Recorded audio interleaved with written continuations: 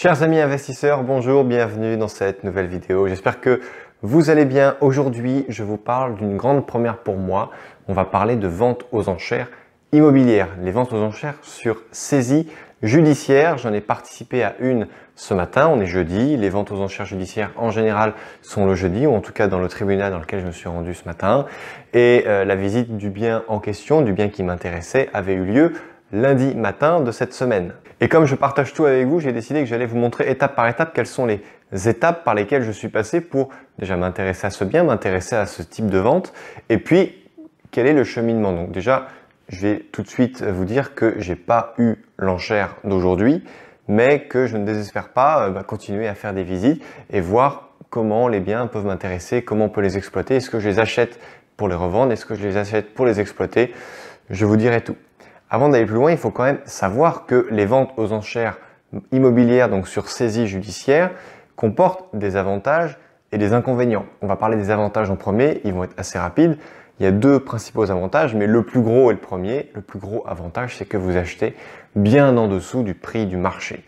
Regardez sur le site licitor.com, licitor.com, vous allez voir à quel prix partent les biens immobiliers en cliquant sur l'onglet adjudication passée. Et là, vous voyez que vous avez des appartements dans des quartiers qui coûtent 5 000 € du mètre carré, qui partent à 3 000 € du mètre carré. Donc, allez voir, faites votre petite étude, aidez-vous de la chaîne et des différents posts qui ont été mis sur cette chaîne pour vous aider, je dirais, à évaluer par vous-même quel est le prix, combien ça vaut, etc. Et vous allez vous faire une petite idée.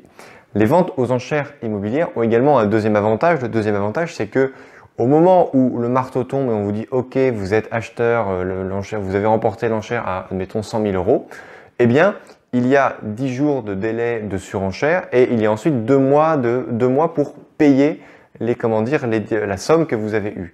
Et il faut savoir que donc c'est 2 mois et 10 jours, ce qui est quand même plus rapide qu'une vente ordinaire où en général on est plus aux alentours de 3 mois, 3 mois et demi. Et vous pouvez même raccourcir ce délai de 2 mois si vous avez les fonds beaucoup plus rapidement. Ça, ce sont uniquement les avantages. Après, il y a énormément d'inconvénients et c'est pour ça que ce n'est pas une activité qui est faite pour tout le monde. Je ne vous cache pas qu'il faut quand même avoir de très très solides connaissances financières et juridiques et également fiscales pour se lancer sur ce marché-là. Il faut savoir qu'il y a beaucoup de marchands de biens qui en font leur activité. Il y a assez peu d'investisseurs, mais sachez que 80% des gens qui participent à des ventes aux enchères achètent, rénovent, revendent et ne cherchent pas à acheter pour dégager de la rentabilité. Ils ne cherchent pas à vivre du rendement de l'investissement qu'ils vont faire auprès de cette vente aux enchères immobilières.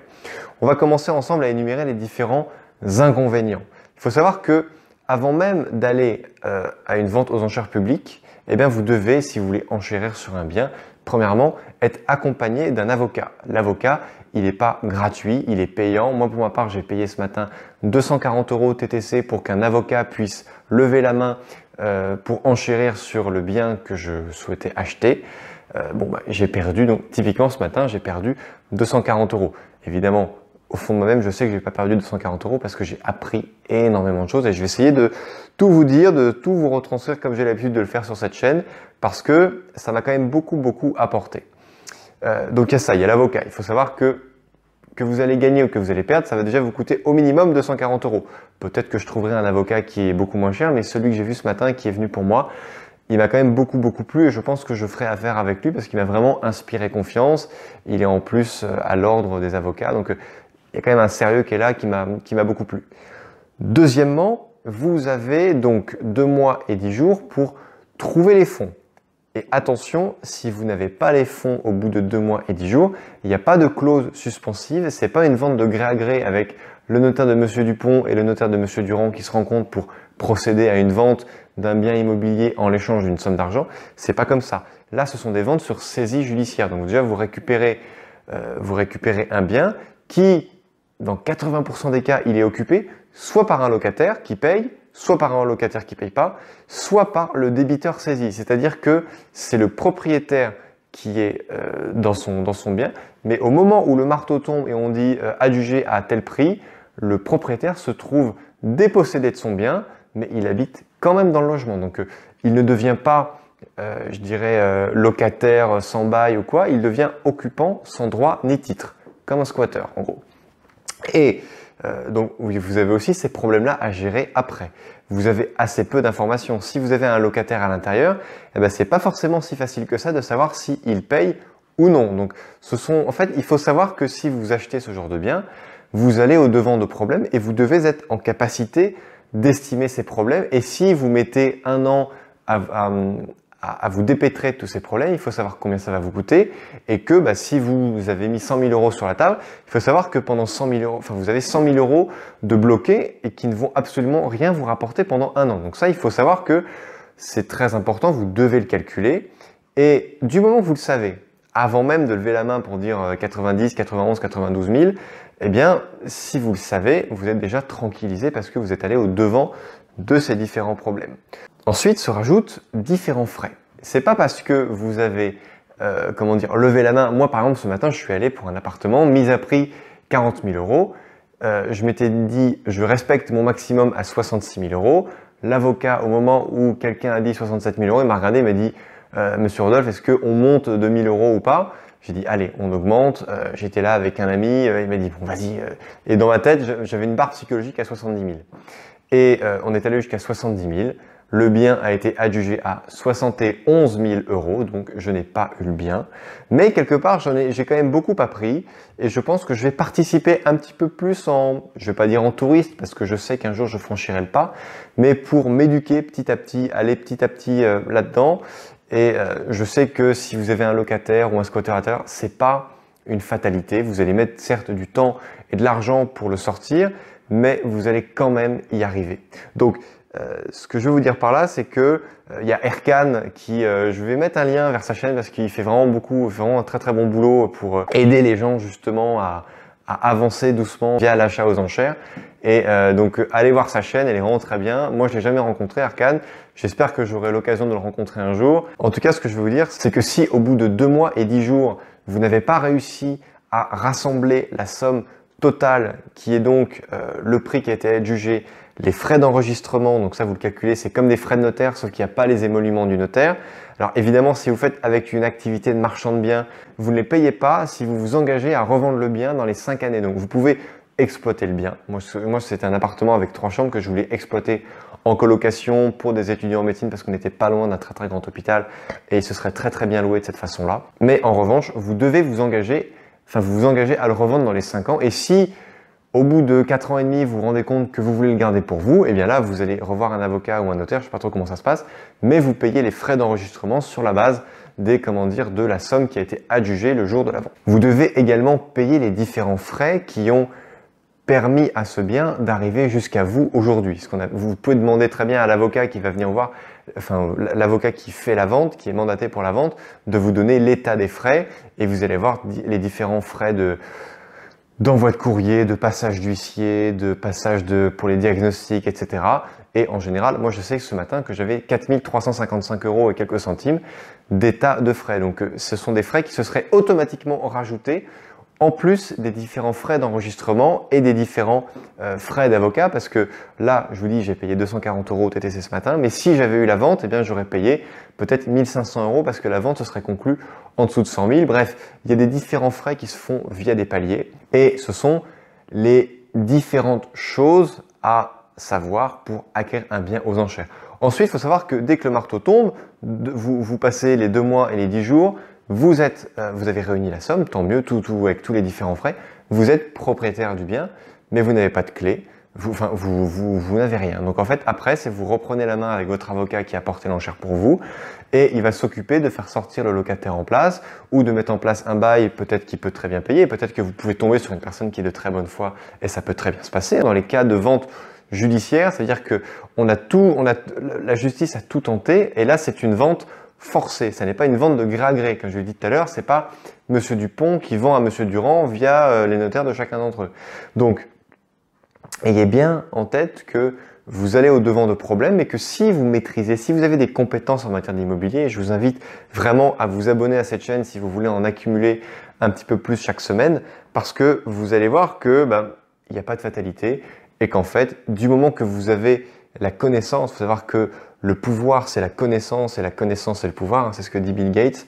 Eh bien, vous n'avez pas à avoir peur parce que vous savez très bien que vous allez vous en sortir. Et une petite règle que je peux vous donner, c'est que si vous vous fixez un prix, c'est-à-dire votre prix maximum, vous ajoutez les différents frais, les frais d'avocat, les frais de procédure, les différents frais pour expulser la personne si jamais il y a besoin de l'expulser, les frais d'enregistrement, les différents, le montant des travaux, parce que très souvent vous allez visiter des appartements dans lesquels il va y avoir beaucoup de travaux à faire. Là, je vous invite à savoir estimer. Je vous mets un lien au-dessus pour aller voir une vidéo dans laquelle je vous donne des ratios pour estimer simplement. Moi, l'appartement que j'ai vu, il y avait facilement 25 000 € de travaux à faire dans 64 ou 65 mètres carrés. Donc, on est quand même sur des niveaux de travaux élevés. C'est pas compliqué, il y avait tout à refaire. Et après, vous faites votre étude pour savoir quelle sera la valeur de cet appartement si vous faites une vente de gré à gré. Donc là, vous allez voir sur meilleursagents.com, vous allez faire des estimations, vous regardez ce qui se vend dans le quartier et vous arrivez à sortir une somme d'argent. Moi, je m'étais dit que si je devais le revendre, il fallait au moins que je gagne 30 000 € net. Donc 30 000 €, une fois que les 30% d'impôts sont payés. Et je dis 30% d'impôts parce que j'investis via des sociétés imposées à l'IS et ce serait 30 000 € payés en dividendes. Juste pour la petite information. Et donc du coup, j'avais estimé 66 000 €. Je m'étais mis 6 ou 7 000 € d'aléas, d'imprévus. Et je pense que j'ai eu raison de les garder, même si c'est cette somme-là que j'avais pas mis dans la balance qui a fait que j'ai pas eu le bien, parce que peut-être que c'est parti à 71, peut-être que si j'étais allé à 72 000 €, il serait parti à 73. Et si vous êtes devant une personne qui veut acheter le bien pour sa résidence principale, lui forcément il n'est pas dans une stratégie d'investissement ou dans une stratégie de marchand de biens, et donc il peut mettre beaucoup plus. Et il peut être le voisin mitoyen sur le palier et se faire un grand appartement de 120 mètres carrés. Forcément, il va être intéressé pour mettre beaucoup plus d'argent sur la table. Donc dans ces cas-là, vous êtes un peu démunis, tant pis, ce sera pour une autre fois. D'où l'importance de faire les visites et de voir un petit peu le profil des gens. Moi, je vais reciter Erkan dans cette vidéo parce que je vous dis encore, j'aime beaucoup son travail et je me forme via sa chaîne.